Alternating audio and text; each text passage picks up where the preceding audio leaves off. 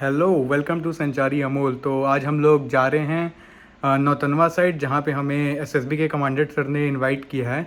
आज वो स्कूल्स के बच्चों को मोटिवेट कर रहे हैं बेटी पढ़ाओ और बेटी बचाओ पे। तो हम लोग वहाँ पे इनवाइटेड हैं, अपरिग्रा फाउंडेशन के लोग।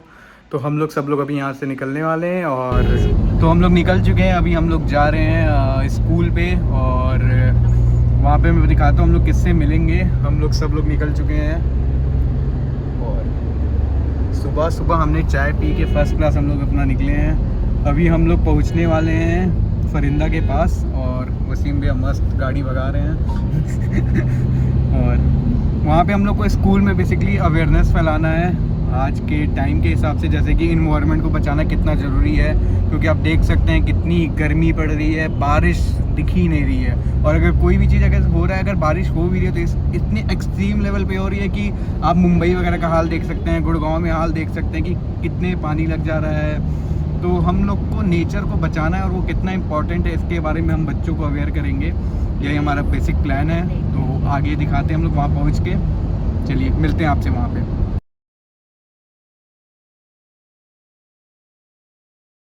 पहले तो मैं सर को थैंक यू बोलना चाहूँगी कि ये हमारे एनजीओ के लिए, हमारी टीम के लिए एक बहुत बड़ा ऑनर है कि हमें सर के साथ स्टेज शेयर करने को मिल रहा है। बेसिकली जो ये हमारा एनजीओ है उसका मेन मकसद यही होता है कि हम प्राइमरी स्कूल्स पे ज़्यादा फोकस करते हैं। होता क्या है कि प्राइमरी स्कूल में बच्चों को एनकरेज किया जाता है ना कि आइए पढ़िए, बच्चों को बुलाया जाता है। तो हमारा भी यही काम होता है कि हम भी उसी स्कूल में जाते हैं जहाँ पे बच्चों की संख्या थोड़ी कम होती है। फिर हम वहाँ जाके उनको एनकरेज करते हैं ताकि वो बच्चे और आएँ और आगे आगे पढ़ें। क्योंकि आपने स्लोगन पढ़ा है ना, ये बेटी बचाओ बेटी पढ़ाओ, तो इसमें बेटा भी इंक्लूड हो जाता है। पढ़ाई सबके लिए बहुत इम्पॉर्टेंट है और पढ़ाई का मेन क्या है, मेहनत। मेहनत का कोई और विकल्प नहीं है, ठीक है। मेहनत तो करनी पड़ेगी पढ़ाई के लिए, ठीक है। आप पढ़ोगे तभी बढ़ोगे। और जैसा कि सर ने बताया है कि इन्हीं बच्चों में से कोई ना कोई किसी न किसी पोस्ट पे, कोई जेई, कोई डॉक्टर, कोई इंजीनियर, हमारे इन्हीं बच्चों में से कोई ना कोई निकलेगा जो हमारे देश को और आगे बढ़ाएगा। और thank you sir, thank you बच्चों। मेरा नाम करुणेश है और हम गोरखपुर से हैं, परिग्रा फाउंडेशन से हैं। और हम बच्चों को यही बताना चाहते हैं कि हम लोग अभी देख रहे हैं कि लाइट नहीं है तो गर्मी पे सब लोग परेशान हैं। और इसका मेन रीज़न क्या है, हम लोग अपने इन्वायरमेंट के बारे में सोच ही नहीं रहे हैं। तो इसके लिए भी हम ही लोग को सोचना है। जितना मैं बच्चों से यही कहना चाहूँगा कि जितने पौधे बचे हुए हैं उनको बचाया जाए, नए पौधे लगाए जाएं।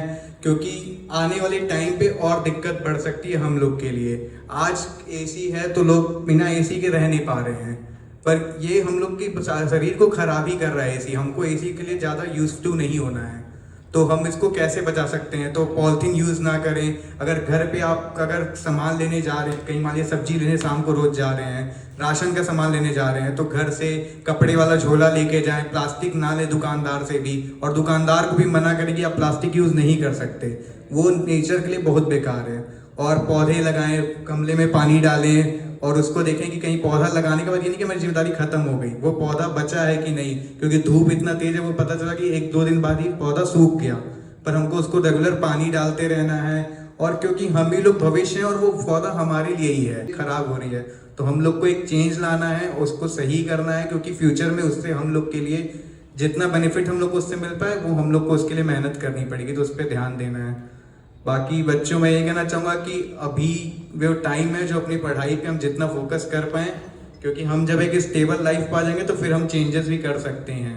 तो सबसे पहला फोकस आप लोग पढ़ाई पे करिए और इसके अलावा जो भी आप नेचर के लिए कर सकते हैं उस पर एफर्ट्स डालते रहिए। बस, थैंक यू।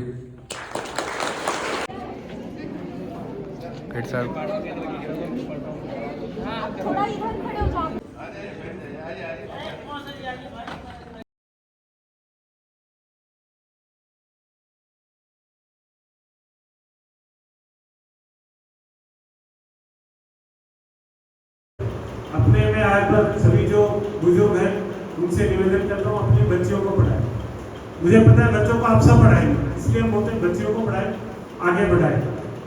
अगर पढ़ी लिखी बच्ची होगी तो वो कभी भी फाउंडेशन से आए हैं। हमारा बेसिकली एनजीओ इसी सब चीज़ों में है कि बच्चियों को आगे पढ़ाना, उसको एनकरेज करना,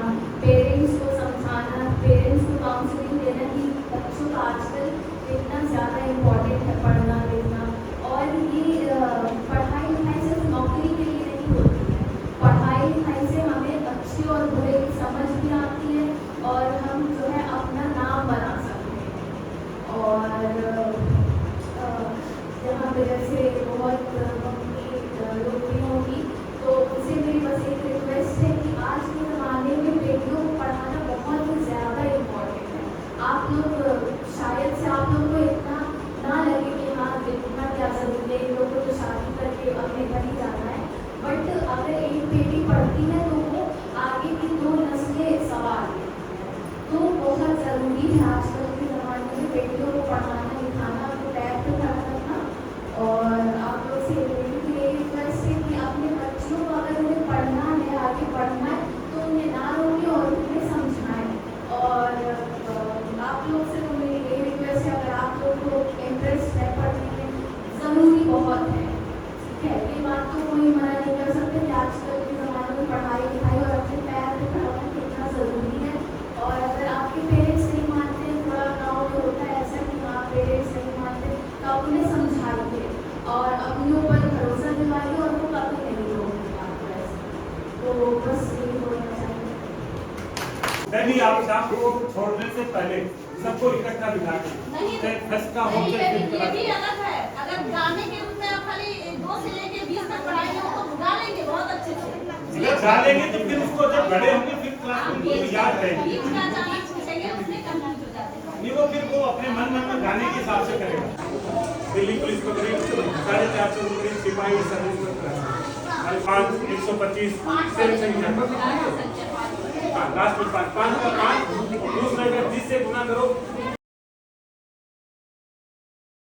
करूं आशिक है ये चोर नहीं है, मैं क्या करूं, दिल पे मेरा जोर नहीं है, मैं क्या करूं, ये दिल दीवाना दीवाना है, ये दिल